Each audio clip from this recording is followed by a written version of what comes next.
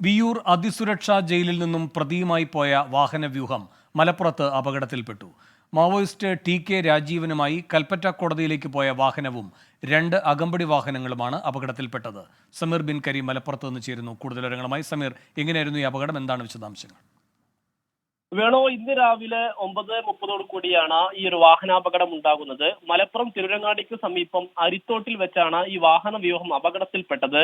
ഈ മുൻപിൽ പോകുകയായിരുന്ന കാർ പവർ ബ്രേക്ക് ഇട്ടതിനെ തുടർന്ന് ഈ മാവോയിസ്റ്റ് മായി പോവുകയായിരുന്ന 3 പോലീസ് ജീപ്പുകളാണ് അപകടത്തിൽപ്പെട്ടത്. ഒരു പ്രതിയുമായുള്ള ഒരു വാഹനവും മറ്റു 2 അകമ്പടി പോയ 2 വാഹന വ്യൂഹവുമാണ് അപകടത്തിൽപ്പെട്ടിരിക്കുന്നത് എന്നുള്ള പ്രധാനപ്പെട്ട കാര്യം. 2 പോലീസുകാർക്ക് സംഭവത്തിൽ പരിക്കേറ്റിരിക്കുകയാണ്. തൃശൂർ എയർ ക്യാമ്പിലെ ആന്റണി, വിഷ്ണു എന്നീ 2 പോലീസുകാർക്കാണ് പരിക്കേറ്റിരിക്കുന്നത്.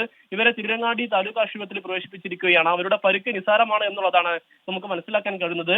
ഉടൻ തന്നെ ഈ അപകടം ഉണ്ടായ ഉടൻ തന്നെ മലപ്പുറം ജില്ലയിലെ മറ്റു 2 സ്റ്റേഷനുകളിൽ നിന്നും പോലീസ് വാഹനം എത്തിച്ച് പ്രതിയുമായി വീണ്ടും വാഹനം ഈ കൽപ്പറ്റയിലേക്ക് യാത്ര തിരിച്ചിരിക്കുകയാണ്. 2020 പനമരത്ത് ബാങ്കിൽ ലെഡ്ജർ എത്തിച്ച കേസിലെ പ്രതിയാണ് ഈ മാവോയിസ്റ്റ് ടി.കെ. രാജീവൻ. വേണോ, സമീർ ബിൻ കരീമാണ് മലപ്പുറത്ത് നിന്ന് വിവരങ്ങൾ നൽകിയത്.